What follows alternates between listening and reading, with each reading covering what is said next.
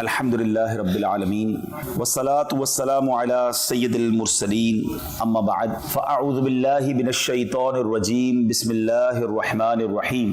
پڑھیے الصلاة والسلام علیک یا رسول اللہ وعلی آلک واصحابک یا حبیب اللہ. الصلاة والسلام علیک یا نبی اللہ وعلی آلک واصحابک یا نور اللہ. درود پاک کی بہت بے شمار فضائل و برکات ہیں. بہت سارے اسلام میں ملتے ہیں، پرچیاں بھی دیتے ہیں کہ مصیبتیں ہیں، پریشانیاں ہیں، غم ہیں، دکھ ہے. کوئی وظیفہ بتا دیں، کوئی ایسا وظیفہ بتائیں کہ پریشانیاں دور ہو جائیں، دکھ دور ہو جائیں. آئیے میں آج آپ کو ایسا وظیفہ بتاتا ہوں جو وظیفہ بتانے والے کوئی اور نہیں، نبیوں کے تاجدار رحمت للعالمین صلی اللہ علیہ وسلم خود ہیں. میرے آقا نے ایک وظیفہ بتایا ہے. اگر پریشان ہیں، اگر دکھی ہیں، اگر مصیبت زدہ ہیں، غور سے سنیے. محبوب رب ذوالجلال جناب احمد مختار صلی اللہ تعالی علیہ وسلم کا فرمان ہے، اے مصیبت زدو غور سے سنو، جسے کوئی مشکل پیش آئے اسے مجھ پر کثرت سے درود پڑھنا چاہیے. تو پھر پڑھیں گے تو کیا ہوگا؟ میرے آقا فرماتے ہیں تو یہ کثرت سے درود پڑھے گا، اس کی برکت سے کیا ہوگا؟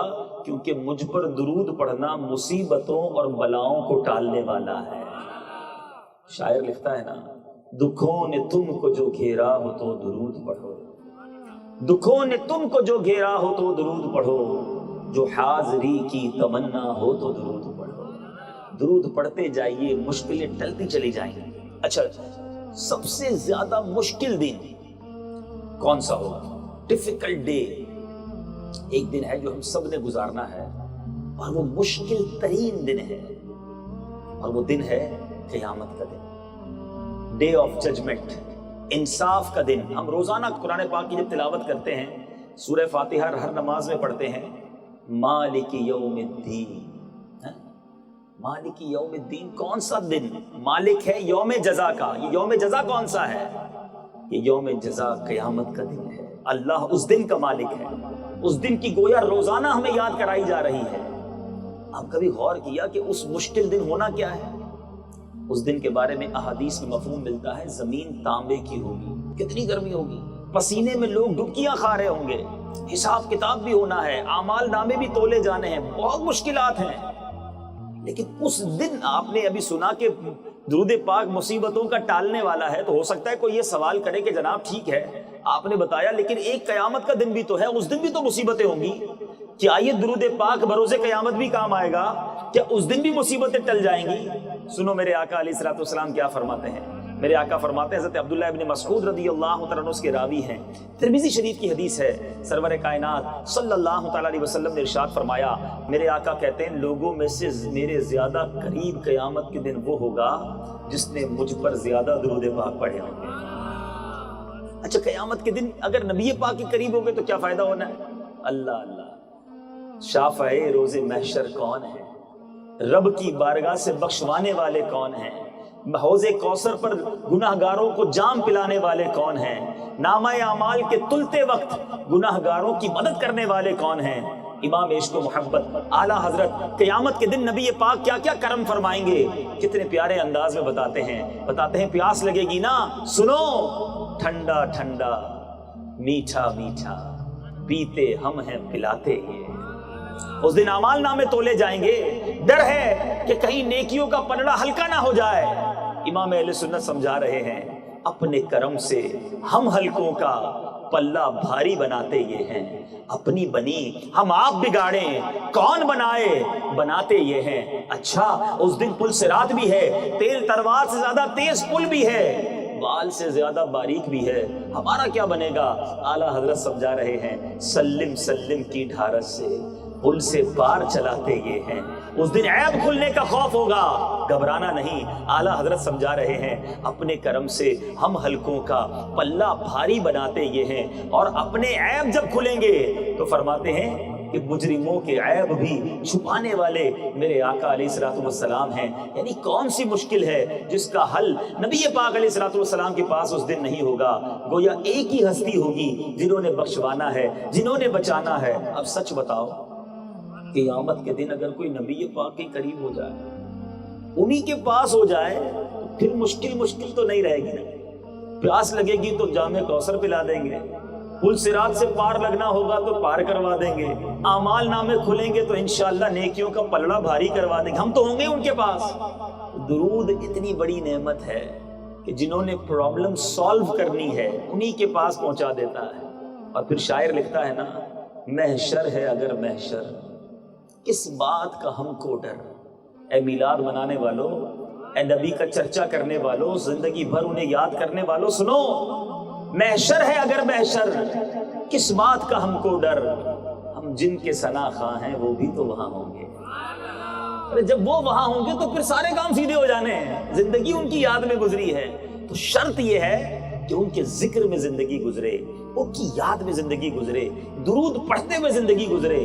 تو آؤ میرے میٹھے اسلامی بھائیوں، آپ یہاں کام کرتے ہیں، نوکری کرتے ہیں، جاب کرتے ہیں، کسی بھی فیلڈ میں ہیں، کام کرتے وقت ہاتھ مصروف ہوتے ہیں، زبان مصروف نہیں ہوتی۔ تو کام کرتے جائیے، درود پڑھتے جائیے، کام بھی آسان ہو جائے گا، برکتیں بھی ملیں گی، نیکیاں بھی ملیں گی، اللہ نے چاہ راحتیں بھی ملیں گی۔ آئیے مل کر محبت کے ساتھ درود پاک پڑھ لیجئے، صلو علی الحبیب صلی اللہ علیہ وسلم۔ آج کے بیان میں جس موضوع کا میں نے انتخاب کیا ہے، نبی پاک علیہ الصلوۃ والسلام کی سیرت، پیارے آقا علیہ الصلوۃ والسلام کی حیات طیبہ، یہ ہم سب کے لیے بہترین نمونہ ہے۔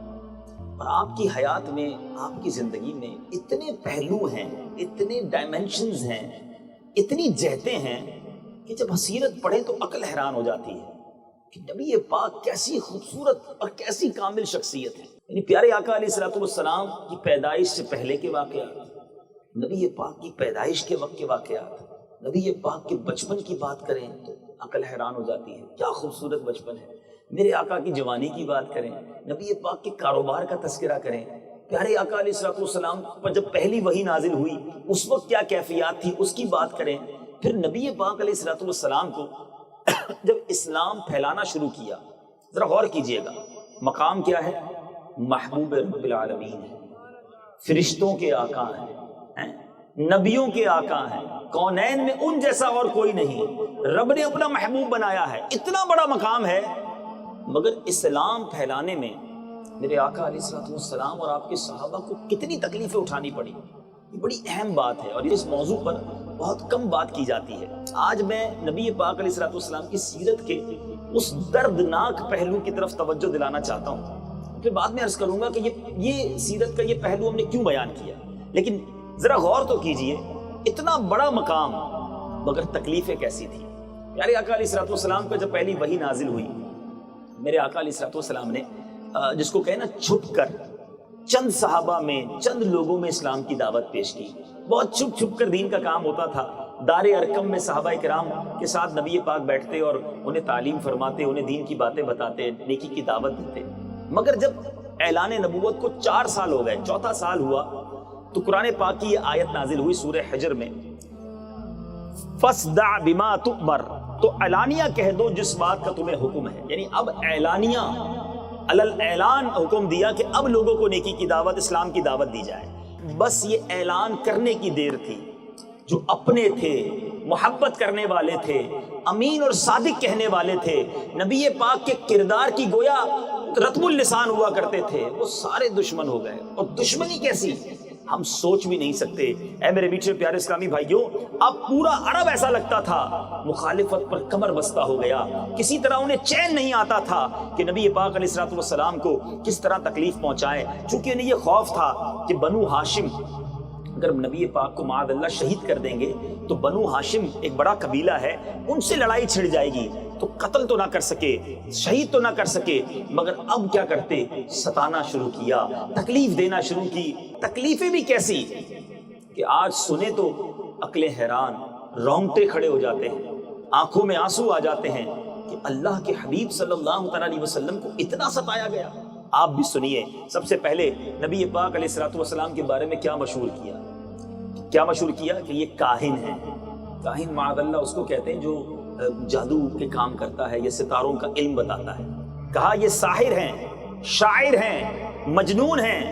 یہ پروپیگنڈا کرنا شروع کیا کہ یہ معاذ اللہ ایک نارمل انسان نہیں ہے، ان کے اندر یہ برائیاں ہیں. پھر میرے آقا علیہ الصلوۃ والسلام جب گزرتے تو آپ کے پیچھے شریر لڑکے لگا دیے جاتے ہیں، بستی کرنے والے، برا بھلا کہنے والے جو نبی پاک کے پیچھے چلتے اور پیارے آقا علیہ الصلوۃ والسلام پر پھپتیاں کستے، گالیاں دیتے، کہتے یہ دیوانہ ہے، یہ دیوانہ ہے. شور مچا مچا کر نبی پاک علیہ الصلوۃ والسلام پر پتھر پھینکتے. کبھی کفار مکہ نبی پاک علیہ الصلوۃ والسلام کے راستوں میں کانٹے بچھاتے، کبھی آپ علیہ الصلوۃ والسلام کے جسم مبارک پر نجاست ڈال دیتے، کبھی پیارے آقا علیہ الصلوۃ والسلام کو دھکا دیتے، کبھی آپ علیہ الصلوۃ والسلام کی مقدس اور نازک گردن میں چادر کا پھندا ڈال کر گلا گھونٹنے کی کوشش کرتے. اے میرے میٹھے اسلامی بھائی، چھوٹی چھوٹی تکلیفوں پر دین کا کام چھوڑ دونے والوں، کوئی نیکی کرے اور ہمیں کوئی برا کہہ دے تو کہتے نہیں جناب میں نے یہ نیکی نہیں کرنی. سنو جس نبی کا کلمہ پڑھا ہے انہوں نے دین کیسے پھیلایا. روایت ہے کہ ایک مرتبہ سرکار دو عالم صلی اللہ تعالی علیہ وسلم حرم کعبہ میں نماز پڑھ رہے تھے. ایک دم سنگ دل کافر عقبہ بن ابی معیط نے آپ صلی اللہ تعالی علیہ وسلم کے گلے میں چادر کا پھندا ڈال کر اس زور سے وہ پھندا کھینچا کہ پیارے آقا کا دم گھٹنے لگا. صدیق اکبر رضی اللہ عنہ کوئی قریبی تھے، دوڑتے ہوئے آئے اور کہا کیا تم ایسے آدمی کو قتل کرتے ہو جو یہ کہتا ہے کہ میرا رب اللہ ہے؟ کسی کو دھکا دیا، پھر اس کو دھکا دیا، کسی طرح نبی پاک علیہ الصلوۃ والسلام کو چھڑایا، مگر اس چھڑاتے چھڑاتے حضرت ابوبکر صدیق کو بھی انہوں نے بڑا مارا، انہیں بھی زخمی کر دیا. اے میرے میٹھے اور پیارے اسلامی بھائیوں، جب نبی پاک کے معجزات یہ کافر دیکھتے، پیارے آقا کے تصرفات دیکھتے، ارے دلوں پر مہر کیسی تھی کہ چاند کے 2 ٹکڑے کرنے والے، سورج کو پلٹانے والے، کنکریوں کو کلمہ پڑھانے والے آقا کو دیکھتے ایمان نہ لاتے بلکہ کہتے یہ جادوگر ہے. اے میرے میٹھے اسلامی بھائیوں، جب نبی پاک علیہ الصلوۃ والسلام قرآن پاک کی تلاوت کرتے، سنو آج ہمیں کوئی تلاوت کر کے روکنے والا نہیں. آج ہم تلاوت قرآن سے منہ موڑے بیٹھے ہیں. آج تلاوت کریں تو لوگ خوشی مناتے ہیں.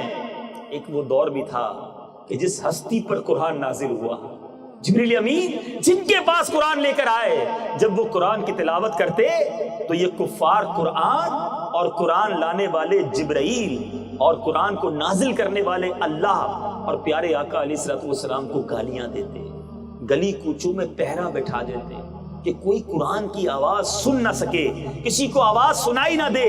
کیا ہوتا تھا جب قرآن پڑھتے میرے آقا تو تالیاں بجانا شروع کرتے ہیں، اس کے ساتھ ساتھ سیٹیاں بجا بجا کر اتنا شور مچاتے کہ میرے آقا کی قرآن کی آواز کسی کے کان تک نہ پہنچے. جب میرے آقا کبھی کسی کفار کے میلے میں جا کر ان کے مجمع میں جاتے کہ وہاں جا کر قرآن سنا دوں، جب ان کے مجمع میں جا کر قرآن سناتے یا واعظ فرماتے تو آپ کا چچا ابو لہب آپ کے پیچھے سے چلا چلا کر کہتا تھا اے لوگوں یہ میرا بھتیجا جھوٹا ہے، یہ دیوانہ ہے، تم لوگ اس کی کوئی بات نہ سنو. ارے کس تکلیف کی بات کرو، کیسی امبریسمنٹ ہوتی ہوگی، کیسی دل اقدس پر تکلیف پہنچتی ہوگی. مگر وہ منبع علم و حکم خاموش رہتا تھا، وہ منبع علم و حکم خاموش رہتا تھا، صبر کرتا تھا، انہیں دعائیں دیتا تھا. سلام اس پر کہ جس نے خون کے پیاسوں کو کبائیں دی، سلام اس پر کہ جس نے گالیاں سن کر دعائیں دی. ایک مرتبہ نبی پاک علیہ الصلوۃ والسلام ذوالمجاز کے بازار میں دعوت اسلام کے لیے واعظ کے لیے تشریف لے گئے، لوگوں کو کلمہ حق کی دعوت دی تو ابو جہل ظالم نے کیا کیا، آپ پر دھول اڑاتا جاتا اور کہتا اے لوگوں اس کے فریب میں مت آنا، یہ چاہتا ہے کہ تم لات و عزا یعنی ہمارے خداؤں کی عبادت چھوڑ دو. ایک بار نبی پاک علیہ الصلوۃ والسلام حرم کعبہ میں نماز پڑھ رہے تھے. میرے وہ بھائی جو نماز میں سستی کرتے ہیں، جو آج پنکھے چل رہے ہوتے ہیں، قالین بچھا ہوا ہوتا ہے، اے میرے بیچ اسلامی بھائیوں مؤذن اذان دے رہا ہوتا ہے کہ حی علی الفلاح حی علی الصلاح، ہم مسجد میں نہیں جاتے. ارے ایسی بھی نماز اس دنیا میں پڑھی گئی ہے کہ جس کے صدقے نماز ملی ہے، وہ آقا حرم کعبہ میں نماز پڑھ رہے ہیں. اور وہاں ان ظالموں نے کیا کیا، میرے آقا جب نماز پڑھ رہے ہیں ابو جہل نے اناؤنس کیا، یہ بخاری شریف کی حدیث ہے، اس کا خلاصہ ہے ابو جہل نے اعلان کیا ہے کوئی جو آل فلاں کے ذبح کیے ہوئے اونٹ کی اوجڑی لا کر ان کے سجدے میں ان کے کاندھوں پر رکھ دے. اللہ اللہ، عقبہ بن معیط سنگ دل بدبخت اونٹ کی اوجڑی لا کر اس نے نبی پاک کے مبارک کاندھوں پہ رکھ دی. ذرا سوچو تو صحیح یہ منظر کیسا ہوگا. محبوب رب العالمین رب کو سجدہ کر رہے ہیں اور سجدے کی عالم میں پشت انور پر اوجھڑی پڑی ہوئی ہے. کافی طویل سجدہ ہو گیا. میرے آقا سجدے سے سر اٹھاتے تو کیسے اٹھاتے؟ اب کسی نے بی بی فاطمہ خاتون جنت کو بتایا کہ جلدی چلو، حرم کعبہ میں نبی پاک کی پیٹھ پر اوجڑی رکھ دی گئی ہے. بی بی فاطمہ ان دنوں بڑی چھوٹی سی تھی. روتے روتے دوڑتے دوڑتے آئی، ان کفار کو برا بھلا کہا. اوجڑی نبی پاک کے مبارک کاندھے سے ہٹایا گیا. پیارے آقا سجدے سے کھڑے ہوئے. نبی پاک کے قلب اقدس کو بڑا رنج پہنچا. بی بی فاطمہ بھی رو رہی ہیں، نبی پاک کا قلب اقدس بھی رنجیدہ ہے. اے میرے میٹھے اسلامی بھائیوں، جس وقت یہ اوجڑی رکھی گئی نا، اتنا زور زور سے کفار ہنس رہے تھے، ایک دوسرے پر گرتے جا رہے تھے. نبی پاک کا اس طرح مذاق اڑایا جاتا تھا. پیارے آقا کے قلب اقدس کو اتنا رنج پہنچا کہ میرے آقا علیہ الصلوۃ والسلام نے، اے میرے میٹھے اسلامی بھائیوں، پھر اللہ کی بارگاہ میں 3 مرتبہ دعا مانگی. اللہم علیک بقریش، اے اللہ تو قریش کو اپنی گرفت میں لے لے. پھر چند مخصوص جو کافر تھے، جو بڑا تنگ کرتے تھے، ان سب کے نام لے کر رب کی بارگاہ میں ان کے لیے عذاب کی دعا کی. اے میرے میٹھے اسلامی بھائیوں، جنگ بدر میں صحابہ نے دیکھا وہ سارے کے سارے جو کفار تھے، جو نبی پاک کو اس طرح تنگ کرتے تھے، کب بدر کے میدان میں سر کٹے ہوئے ہلاک ہو گئے. اور ان کو ایک گھڑے میں جب ڈالا گیا تو نبی پاک علیہ الصلوۃ والسلام نے کچھ اس طرح فرمایا کہ ان گھڑے والوں پر خدا کی لعنت ہے. بہرحال میرے میٹھے پیارے اسلامی بھائیوں، میں کس واقعے کی بات کروں. اچھا، ایسا نہیں تھا کہ یہ معاملہ صرف نبی پاک علیہ الصلوۃ والسلام کے ساتھ ان ظالموں نے کیا، بلکہ مسلمانوں کے ساتھ، صحابہ کے ساتھ اتنی تکلیفیں پہنچائیں کہ عقلیں حیران ہو جاتی ہیں. اتنی تکلیفیں سن کر تو پہاڑ بھی اپنی جگہ سے ہل جاتا، مگر صحابہ کا ایسا استقلال تھا کہ مسلمانوں کا ایک بچہ بھی ایمان چھوڑ کر وہ مشرک نہ بنا. یہ چاہتے تو قتل کر دیتے، لیکن ان کی جوش انتقام کیسے ٹھنڈا ہوتا، یہ چاہتے تھے سسک کر، تڑپا کر ان سے اسلام تبدیل کروائیں. میٹھے اسلامی بھائیوں، آپ میں سے جو مکہ پاک گئے ہوں گے وہ جانتے ہیں وہاں کی گرمی کیسی ہے. وہاں کے ریگستانوں میں ننگے پیر کھڑا رہنا مشکل ہے، مگر یہ ظالم کیا کرتے، پہلے کوڑے مارتے تاکہ جسم پر زخم ہو جائیں، پھر ان زخمی جسموں کو ریت پر لٹاتے دوپہر کے وقت، اور پھر جسم کے اوپر کوئی بھاری پتھر رکھ دیتے تاکہ یہ کروٹ نہ لے سکیں اور اس زخموں کے اندر ریت چلی جائے. اے میرے میٹھے اسلامی بھائیوں، حضرت خباب رضی اللہ تعالیٰ عنہ کی ایک بار حضرت عمر رضی اللہ تعالیٰ عنہ نے پیٹھ دیکھی، اس پیٹھ پر سفید سفید نشان تھے. کہا اے خباب، یہ تمہاری پیٹھ کو کیا ہوا؟ حضرت عمر کو حضرت خباب نے کہا اے عمر، اس وقت آپ ایمان نہیں لائے تھے، یہ جب کا واقعہ ہے. مجھے کفار مکہ نے اسلام لانے پر کس طرح تکلیف پہنچائی کہ پہلے میری کمر کو مجھے دہکتے ہوئے کوئلوں پر، جلتے ہوئے کوئلوں پر ننگی پیٹھ کے بل لٹایا. اے عمر، میری پیٹھ سے چربی پگھلی اور اس چربی سے وہ کوئلے بجھے. یہ نشان ان صدموں کے ہیں، ان تکلیفوں کے ہیں. حضرت عمر کی آنکھوں میں آنسو آ گئے. کہا ہے خباب، مجھے وہ پیٹھ دکھاؤ جو اسلام کے نام پر جلی ہے. اور حضرت عمر اسے بوسہ دیا کرتے. اے میرے میٹھے اسلامی بھائیوں، میں کس ظلم کی بات کروں. حضرت بلال حبشی رضی اللہ تعالیٰ عنہ جو موذن رسول ہیں، آپ کا جو مالک تھا امیہ بن خلف، آپ اس کے غلام تھے. ان کی گردن میں رسی ڈال کر گھسیٹ کر کوچہ و بازار میں انہیں گھمایا جاتا، ان کی پیٹھ پر لاٹھیاں برسائی جاتی، اور ٹھیک دوپہر کے وقت تیز دھوپ میں گرم ریت پر ان کو لٹا کر اتنا بھاری پتھر ان کی چھاتی پر رکھ دیا جاتا کہ ان کی زبان باہر نکل آتی. امیہ کافر کہتا اسلام سے باز آ جاؤ، اپنے اب جس رب کو مانتے ہو اس کا انکار کر دو ورنہ گھٹ گھٹ کر مر جاؤ گے.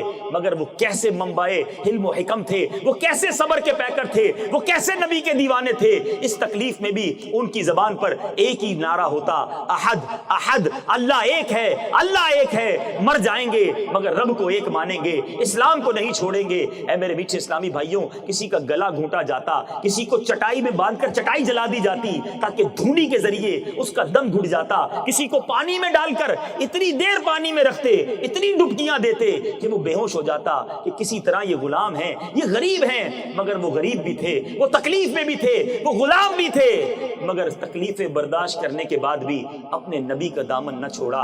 اے میرے میٹھے اور پیارے اسلامی بھائیوں، سیرت کے اس پہلو کو بیان کرنے کا مقصد یہ ہے، آپ اور میں مسلمان گھر میں پیدا ہوئے ہیں، مگر کبھی سوچا کہ اگر میں مسلمان نہ ہوتا تو پھر مسلمان بنتا کیسے ہے؟ آج ایمان کتنی آسانی سے مجھے اور آپ کو مل گیا ہے، مگر ہمارے صحابہ نے کس طرح ایمان اب تک پہنچایا ہے کہ اس ایمان کی ہمیں قدر ہے. آج ہم پیدا ہوئے تو پہلی آواز ہمارے کانوں میں اللہ اکبر کی آتی ہے. یہ اللہ کا احسان ہے. ہمارے ماں باپ مسلمان ہیں مگر یہ اسلام پاکستان میں کیسے پہنچا, ہندوستان میں کیسے پہنچا؟ ارے یہ تو عرب سے چلا تھا. اگر سیرت کی کتابیں پڑھیں, تاریخ کی کتابیں پڑھیں تو پتہ چلتا ہے یہ اسلام ہم تک کیسے پہنچا. یہ ہمارے صحابہ کی قربانیاں ہیں. وہ اپنے وطن کو چھوڑ کر, مدینہ منورہ چھوڑ کر, مکہ مکرمہ چھوڑ کر دنیا بھر میں انہوں نے سفر اختیار کیا. ان کے فیض کو اولیاء کرام نے لیا, اولیاء کرام نے سفر اختیار کیا. کبھی کسی مزار پر جانا ہو, داتا گنج بخش علی حجویری کے مزار پر جانا ہو, بابا فرید کے مزار پر جانا ہو, عبداللہ شاہ غازی رحمۃ اللہ تعالی علیہ کے مزار پر جانا ہو, ارے سخی عبد الوہاب شاہ کے مزار پر جانا ہو, ایک بات ضرور مزارات پر دیکھا کرو کہ ان کا مزار جس شہر میں ہے کیا پیدائش بھی اسی شہر میں ہے. تو پتہ چلے گا یہ پیدا تو کسی اور ملک میں ہوئے تھے لیکن دین پھیلانے کے لیے یہاں آئے اور اب یہی دنیا سے چلے گئے, یہی مزار بن گیا. یہ قربانیاں ہیں ہمارے اسلاف کی. مگر ایٹ لیسٹ کم از کم ایمان کی قدر تو کرو. اتنی تکلیفیں ہمارے صحابہ نے اٹھائیں, مجھے اور آپ کو تکلیف نہیں ہے. وہ ترستے تھے طواف کر لیں, وہ ترستے تھے نماز پڑھ لیں. سب کے سامنے ہم کیوں نماز نہیں پڑھتے؟ حضرت عمر رضی اللہ عنہ ایک بار نبی پاک کے پاس آئے, عرض کی یا رسول اللہ ہم علی الاعلان نماز کیوں نہیں پڑھتے؟ کیا ہم اکبر نہیں ہیں؟ یا رسول اللہ اب عمر آپ کے ساتھ ہے. پیارے آقا علیہ الصلوۃ والسلام کو عرض کیا حضور اب علی الاعلان نماز پڑھیں گے. ایک ایسی صف بنائی گئی جس کے لیڈر حضرت عمر تھے. ایک صف بنی جس کے لیڈر, جس کو آگے سے لیڈ کرنے والے حضرت حمزہ رضی اللہ تعالیٰ عنہ تھے. دونوں شیر خدا اس طرح کعبہ مشرفہ میں آئے اور حضرت عمر نے اعلان کیا تھا جس کو اپنی بیوی کو بیوہ کرنا ہو, اپنے بچوں کو یتیم کرنا ہو, وہ عمر کے سامنے آ جائے. آج علی الاعلان نماز ادا کی جائے گی. ارے یہ وقت سرکار علیہ الصلوۃ والسلام اور صحابہ نے دیکھا ہے. آج مسجدیں کشادہ انتظار کر رہی ہے کوئی نماز پڑھنے والا. آج سنیما گھر میں ہاؤس فل کا بورڈ ہوتا ہے اور مسجد میں مؤذن صاحب انتظار کر رہے ہوتے ہیں کہ کوئی تو نماز پڑھنے آئے. واعظ قوم کی وہ پختہ خیالی نہ رہی, رہ گئی رسم اذاں روح بلالی نہ رہی. اے میرے میٹھے اسلامی بھائیوں, میں نے اور آپ نے قیامت کے دن صحابہ کا دیدار کرنا ہے. میں نے اور آپ نے نبی پاک کے قدموں میں حاضری دینی ہے. اگر قیامت کے دن حضرت بلال سے ملاقات ہو گئی, حضرت بلال نے پوچھ لیا کہ میں تو جب ایمان لایا تھا تو تپتی ریت پر لٹایا گیا تھا, پھر بھی میں نے ایمان کو نہیں چھوڑا. تمہیں تو کوئی تکلیف نہیں تھی, پھر تم نے ایمان کے لیے کیا کیا؟ تم نے سنتوں کی اور دین کی خدمت کے لیے کیا کیا؟ حضرت خباب سے اگر ملاقات ہو گئی, انہوں نے پوچھ لیا کہ مجھے تو جلتے کوئلوں پر لٹا گیا تھا, پھر بھی میری نماز قضا نہیں ہوتی تھی. تم تو نرم بستر پر سوتے تھے, پھر بھی نمازیں نہیں پڑھتے تھے. ہمیں تو کفار مارتے تھے کہ اللہ کا نام نہ لو, ہم پھر بھی رب کا نام لیتے تھے. تمہیں تو کوئی کہنے والا نہیں تھا, تم پھر بھی رب کا نام نہیں لیتے تھے. ہمارے پاس کوئی جواب ہوگا؟ اے میرے آقا کے عاشقوں, اے نبی پاک کے چاہنے والوں, یہ اسلام اتنی آسانی سے نہیں پھیلا. ارے بڑی شہادتیں ہوئی ہیں, بڑی قربانیاں ہوئی ہیں. وہ چچا جس سے نبی پاک علیہ الصلوۃ والسلام کو بڑا پیار تھا, ان کو جنگ احد میں کیسے شہید کیا گیا, آپ کے کلیجے کو نکالا گیا. سید الشہداء سیدنا حمزہ رضی اللہ تعالیٰ عنہ کے کلیجے کو چبایا گیا. نبی پاک کے صحابی تھے حضرت عبداللہ بن جحش رضی اللہ تعالیٰ عنہ. جذبہ دیکھو, غزوہ احد کی رات ایک صحابی کے ساتھ بیٹھ کر کہتے ہیں آؤ دعا کرتے ہیں, میں دعا کروں گا تم آمین کہنا. کہتے میری دعا یہ ہے کہ یا اللہ صبح جنگ ہو تو کوئی کافر مجھ سے مقابلے میں آئے, وہ میری ناک بھی کاٹ دے, میرے کان بھی کاٹ دے, میری آنکھیں بھی نکال لے, میرا چہرہ ختم ہو جائے, اور میرے مولا جب قیامت کے دن میں تیرے دربار میں پیش ہوں اور جب تو مجھ سے پوچھے اے عبداللہ تیرے چہرے کو کیا ہوا, تو میں کہوں کہ مولا یہ تیرے نام پر قربان ہوا. یہ کیسے لوگ تھے, یہ کیسی دعائیں تھیں, اور سیرت کی کتابوں میں لکھا کہ ویسا ہی ہوا. جنگ احد والے دن حضرت عبداللہ بن جحش کا جب مقابلہ ہوا, ان ظالموں نے آپ کے چہرے کے کان بھی کاٹے, ناک بھی کاٹے, آنکھوں کو بھی نکال لیا. اور اللہ کی رحمت سے مجھے امید ہے کہ قیامت کے دن حضرت عبداللہ بن جحش سے سوال ہوگا اور وہاں یہ یہی جواب دیں گے کہ مولا تیرے نام پر سب قربان کر کے آیا. آج ہم سے دین کے لیے وقت نہیں نکلتا. ہم کہتے ہیں جناب کاروبار کا کیا ہوگا, نوکری کا کیا ہوگا اگر میں جناب دین کی خدمت کرنے کچھ وقت دینے لگ جاؤں, نماز پڑھنے کا میرے پاس ٹائم نہیں ہے. سنو, حضرت مصعب بن عمیر رضی اللہ تعالیٰ عنہ اسلام کے وہ پہلے مبلغ ہیں جن کو میرے آقا نے مکہ پاک سے مدینہ طیبہ بھیجا. آج جو مدینہ منورہ میں اسلام کی روشنی اور چاشنی ہے، اس میں بہت بڑا کردار حضرت مصعب بن عمیر رضی اللہ تعالیٰ عنہ کا ہے. یہ پہلا قافلہ تھا، یہ پہلے مبلغ تھے جو مکہ پاک سے مدینہ طیبہ بھیجے گئے. حضرت مصعب بن عمیر کی ہسٹری اٹھاؤ، آپ ایک شہزادے کی زندگی گزارتے تھے. مکہ پاک میں آپ ٹرینڈ سیٹر تھے. ٹرینڈ سیٹر کس کو کہتے ہیں؟ کہ جس کے لباس کو دیکھ کر لوگ لباس پہنے، جس کے جوتوں کو دیکھ کر لوگ جوتے پہنے، جس کی گھڑی کو دیکھ کر لوگ گھڑی پہنتے ہیں نا، فیشن فالو کرتے جسے. حضرت مصعب بن عمیر ایک شہزادے کی زندگی گزارتے، بڑا قیمتی لباس پہنتے. مکے کے لوگ ویسا لباس پہن کر لباس سلاتے تھے. اس وقت ایمان نہیں لائے تھے. جب ایمان لائے، گھر والوں نے باندھ دیا، کہا اسلام چھوڑ دو. کہا اسلام نہیں چھوڑوں گا. کہا اگر اسلام نہیں چھوڑو گے ساری دولت ختم، سارا بزنس ختم، کوئی تمہارا ہم سے تعلق نہیں. آپ کو گھر سے نکال دیا. جب رسول پاک کے دربار میں آئے تو جسم پر ایک چادر موجود ہے. اتنا مہنگا لباس پہننے والا اب پورا لباس پہننے کے قابل نہیں ہے، مگر سرکار کے نام پر سب قربان کر دیا. حضرت مصعب بن عمیر بھی جب غزوہ احد والے دن شہید ہوتے ہیں، دفنانے کا وقت آتا ہے، میرے آقا فرماتے ہیں، حدیث کی کتابوں کے الفاظ ہیں، سر پر کفن ڈالا جاتا، پیر ننگا ہو جاتا، پیر چھپایا جاتا، سر ننگا ہو جاتا.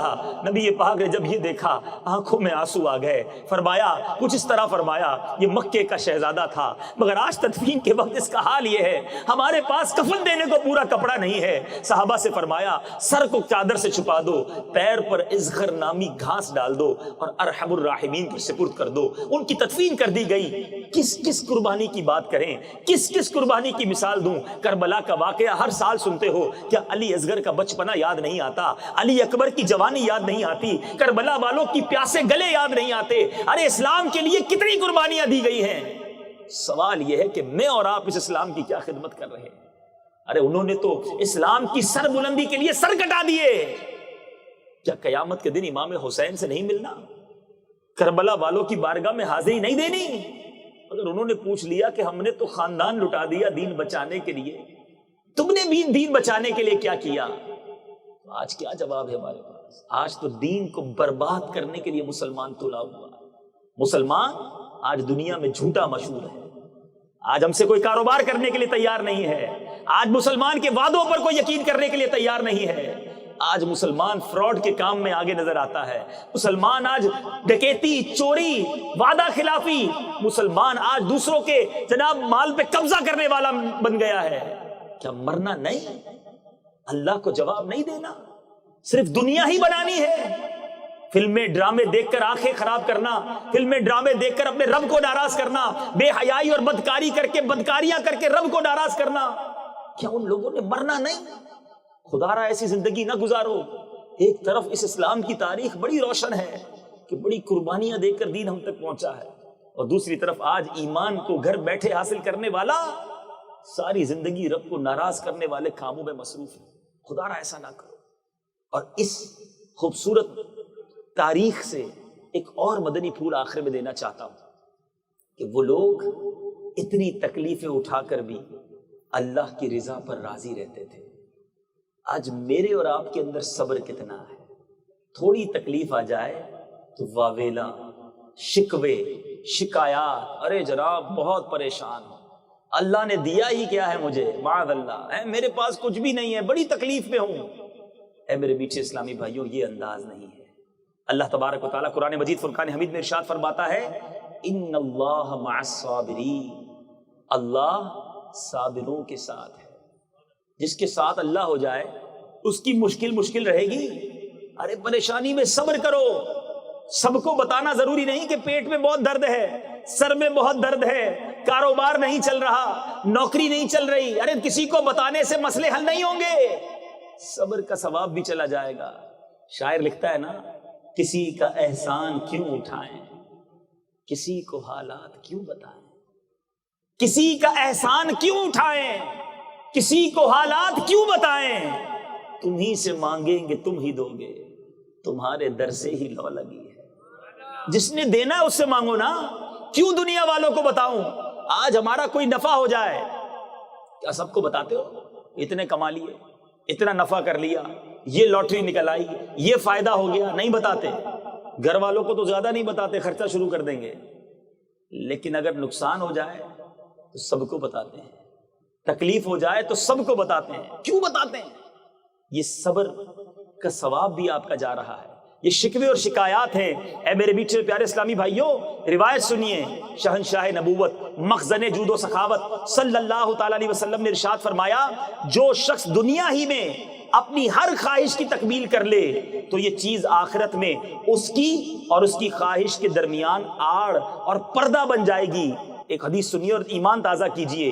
پیارے آقا علیہ الصلوۃ والسلام نے صحابہ کرام کے پاس آئے، غور سے سنیے گا، فرمایا کیا تم مومن ہو؟ وہ خاموش رہے۔ امیر المومنین نے عرض کی جی یا رسول اللہ ہم مومن ہیں۔ پیارے آقا نے فرمایا تمہارے ایمان کی علامت کیا ہے؟ غور سے سنیے گا، مومن ہو تو ایمان کی نشانی کیا ہے؟ صحابہ نے عرض کی ہم فراخی کی حالت میں، یعنی جب خوشحال ہوتے ہیں اللہ کا شکر کرتے ہیں، آزمائش کے وقت صبر کرتے ہیں۔ پیارے آقا علیہ الصلوۃ والسلام سے عرض کی حضور اللہ کے فیصلوں پر راضی رہتے ہیں۔ تین باتیں کہیں صحابہ کرام نے، جب خوشحالی ہوتی ہے تو شکر کرتے ہیں، تکلیف ہوتی ہے تو صبر کرتے ہیں، اللہ کے فیصلوں پر راضی رہتے ہیں۔ نبی پاک نے فرمایا رب کعبہ کی قسم تم مومن ہو۔ مومن ہونا ہے تو ان تین باتوں پر عمل کرنا شروع کر دو۔ جب اللہ کی طرف سے عطائیں ہوں تو شکر ادا کرو۔ ہم کیا کرتے ہیں؟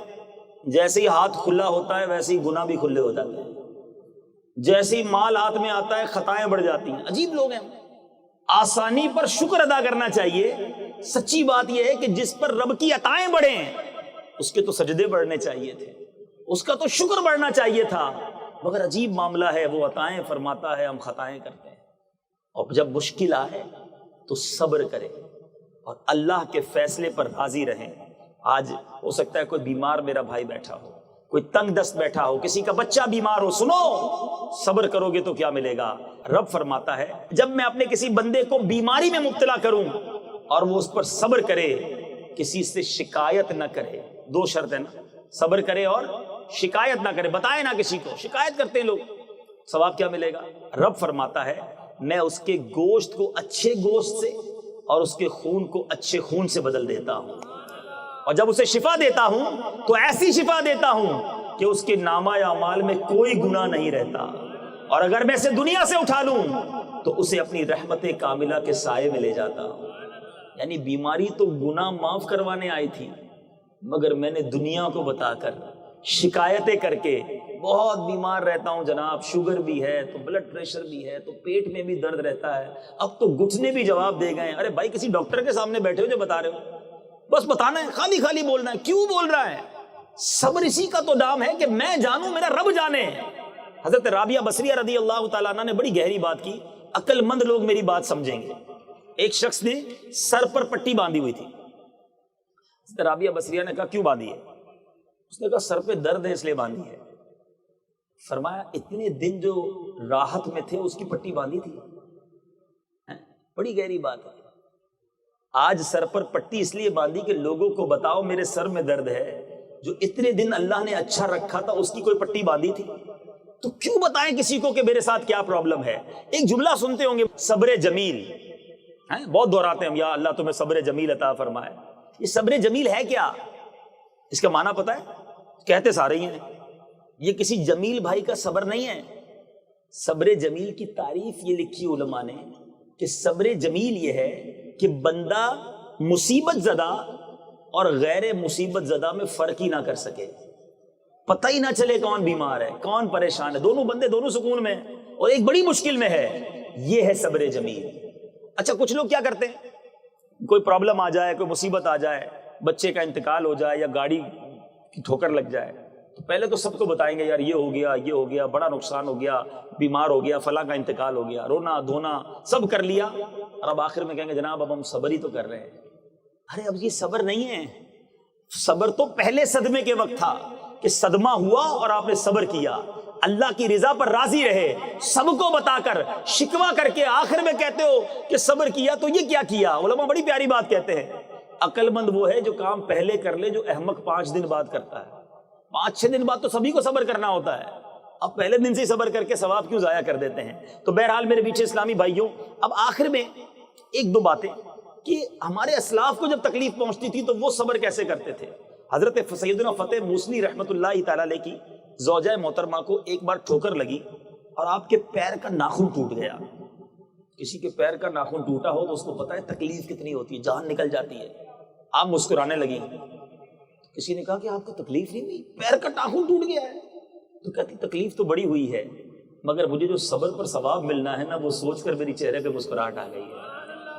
تو یہ مصیبتوں پر, آفتوں پر اللہ کا گویا شکر ادا کرتے تھے. کسی کا بچے کا انتقال ہو جائے, سنو اللہ نے تکلیف بھیجی ہے نا تو بہت ساری نعمتوں کے لیے بھیجی ہے, بہت سارے گناہوں کی معافی کے لیے بھیجی ہے. کہ اگر کسی کے بچے کا انتقال ہو جائے, غور سے حدیث پاک سنیں, نور کے پیکر, تمام نبیوں کے سرور, دو جہاں کے تاجور صلی اللہ تعالی علیہ وسلم نے فرمایا, جس مسلمان جوڑے کے 3 بچے انتقال کر جائیں, اللہ عز و جل ان بچوں پر فضل و رحمت کرتے ہوئے ان دونوں کو یعنی ماں باپ کو جنت میں داخل کر دے گا.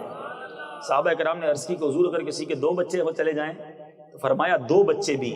صحابہ میں سے کسی نے عرض کی حضور اگر 1 بچہ کسی کا انتقال کر جائے, میرے آقا نے فرمایا 1 بھی. پھر فرمایا اس ذات پاک کی قسم جس کے قبضہ قدرت میں میری جان ہے, جس عورت کا کچا بچہ فوت ہو جائے, حمل ضائع ہو جاتا ہے پریگننسی کے دوران, سنو اس پر واویلا مت کرنا, یہ اللہ کی کتنی بڑی عطا ہے. نبی پاک فرماتے ہیں جس کا کچا بچہ فوت ہو جائے اور وہ اس پر صبر کرے تو وہ بچہ اپنی ماں کو ناف کے ذریعے کھینچتا ہوا جنت میں لے جائے گا. ارے کیا پتا پیدا ہو کر نافرمان بننا تھا, پیدا ہو کر جہنم میں لے جانے والا بن جاتا.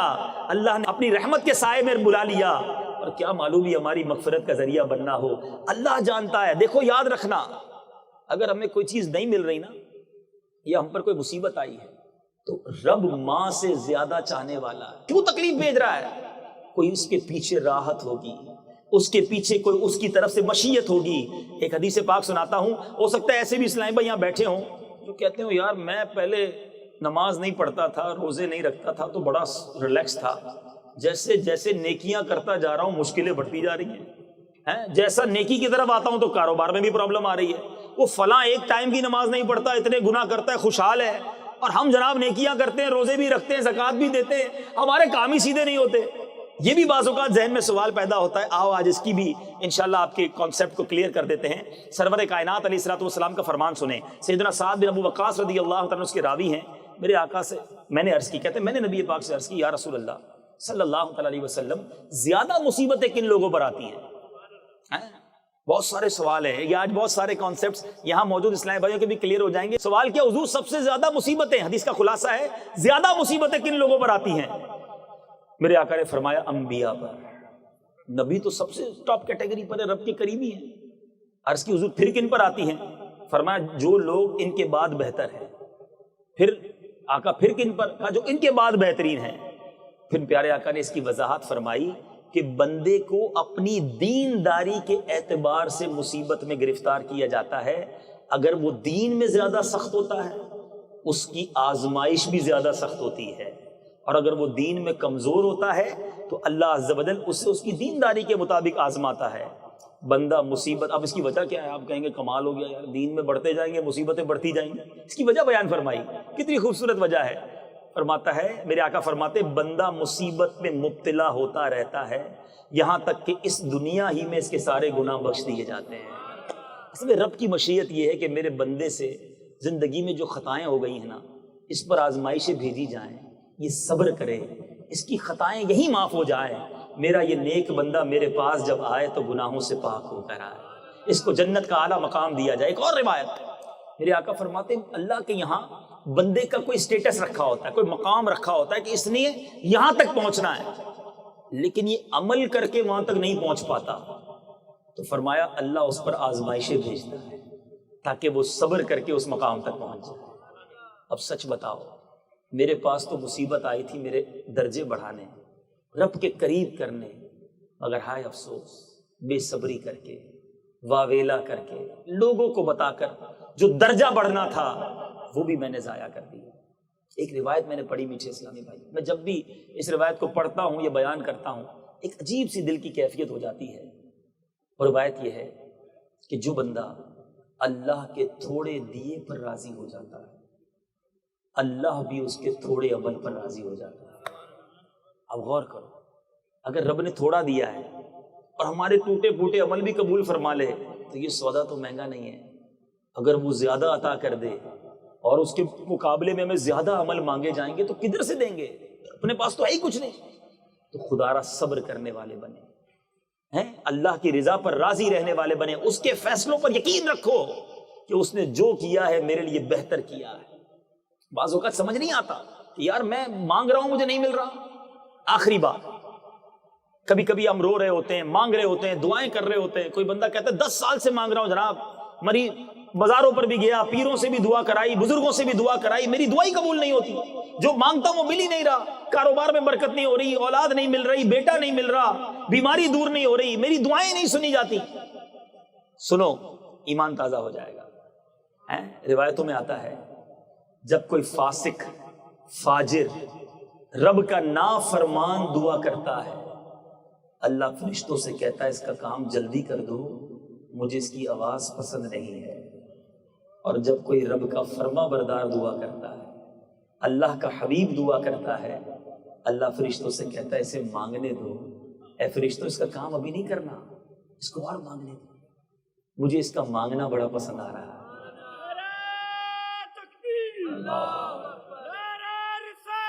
سچ سچ بتاؤ, اپنے دل سے پوچھ کے, میں جو مانگوں مجھے وہ مل جائے یہ اچھا ہے, یا میں جب مانگوں تو رب فرشتوں سے کہے اس کو کام نہ کرنا, میرے بندے کو اور مانگنے دو, مجھے اس کا مانگنا اچھا لگ رہا ہے. کاش کاش زندگی میں کوئی ایسی دعا نصیب ہو جائے کہ میں دعا کروں اور رب جبرائیل سے کہے کہ اے جبرائیل اس کا کام نہ کرنا, اس کو مانگنے دینا, اس کو گڑ گڑانے دینا, مجھے اس کا مانگنا پسند آ رہا ہے. مجھے اور کیا چاہیے, میرا مانگنا رب کو پسند آ جائے, پھر تو رب کی رضا مل جانی ہے نا. اور ایک اور بات, بعض اوقات ہمیں لگتا ہے جو میں مانگ رہا ہوں وہ کیوں نہیں مل رہا. آپ کا چھوٹا بیٹا ہو, چھوٹا بھائی ہو, بیمار ہو, گلا خراب ہو, بخار ہو, اور وہ آپ کے سامنے رو رہا ہو کہ مجھے آئس کریم کھانی ہے, مجھے ٹھنڈا شربت پینا ہے, آپ اس کو پلائیں گے؟ آپ کہیں گے نہیں بیٹا, آپ کی طبیعت اور خراب ہو جائے گی. اور روئے, گر گڑائے, مجھے پینا ہے, مجھے آئس کریم کھانی ہے, شربت پینا ہے, آپ اسے نہیں پلائیں گے. کوئی ہو سکتا ہے تیسرا آدمی دیکھ کر آپ سے کہے کہ کمال ہو گیا یار, آپ کا بچہ آپ کے سامنے رو رہا ہے, آپ آئس کریم کیوں نہیں کھلا رہے, آپ شربت کیوں نہیں پلا رہے؟ کیا جواب دو گے؟ میں جانتا ہوں اس کو کب کیا دینا ہے. اس وقت آئس کریم دینا, اس وقت شربت پلانا, یہ بچے کو بیمار کر دے گا, یہ بھلے روتا رہے, اس سے محبت یہ ہے کہ اسے رونے دیا جائے, اس کا کام نہ کیا جائے. ایسا ہی ہے, مجھے جواب دیجیے, ایسا ہی ہے نا؟ رونے دیتے ہو نا, مانتے تو نہیں, کیونکہ آپ اس کی بھلائی چاہتے ہو. آپ باپ ہو کر جانتے ہو بیٹے کو کب کیا دینا ہے, آپ بھائی ہو کر جانتے ہو کہ بچے کو کب کیا دینا ہے. یہ روتا رہے, اس کو دوں گا تو اور بیمار ہو جائے گا. کیا میرا رب نہیں جانتا مجھے کب کیا دینا ہے؟ اگر وہ نہیں دے رہا تو یہ اس کی مہربانی ہے, یہ ہمارے لیے بہتری ہے. میں مانگ رہا ہوں, وہ نہیں دے رہا, ارے اس کے اوپر یقین تو رکھو نا کہ میرا مالک مجھے میری ماں سے زیادہ چاہنے والا ہے, مجھے اس کے فیصلوں پر بھروسہ ہے, میں اس پر توکل رکھتا ہوں. اے مولا جو میرے حق میں بہتر ہے تو فرما, اور اپنے فیصلوں پر مجھے مطمئن رہنا بھی نصیب فرما. بہرحال میرے بیچ اسلامی بھائیوں, آج کے اس مختصر بیان میں جو میں درس دینا چاہتا ہوں, ایمان کی قدر کرنا, کبھی بھی اپنے ایمان کا سودا نہیں کرنا, کبھی بھی اسلام کو برباد ہونے والا یا بدنام ہونے والا کام مت کرنا, کیونکہ یہ بڑی مشکل سے دین پھیلا ہے, بڑی قربانیوں سے دین پھیلا ہے. اور دوسری بات جو آج کے بیان میں نے اور آپ نے سیکھنی ہے کہ صبر کا دامن کبھی نہیں چھوڑنا. اگر مشکلیں آ بھی جائیں, پریشانیاں آ بھی جائیں, بیماریاں آ بھی جائیں, تو اللہ کی رضا پر راضی رہنا. زباں پر شکوے رنجو علم لایا نہیں کرتے, زباں پر شکوے رنجو علم لایا نہیں کرتے, نبی کے نام لیوا غم سے گھبرایا نہیں کرتے. اگر صبر کا دامن تھامو گے تو ان اللہ مع الصابرین, اللہ تمہارے ساتھ ہو جائے گا, پھر ساری مشکلیں آسان ہو جائیں گی. اللہ مجھے بھی صبر کی توفیق عطا فرمائے, آپ کو بھی صبر کرنا نصیب فرمائے. اللہ تعالیٰ عمل کی توفیق عطا فرمائے.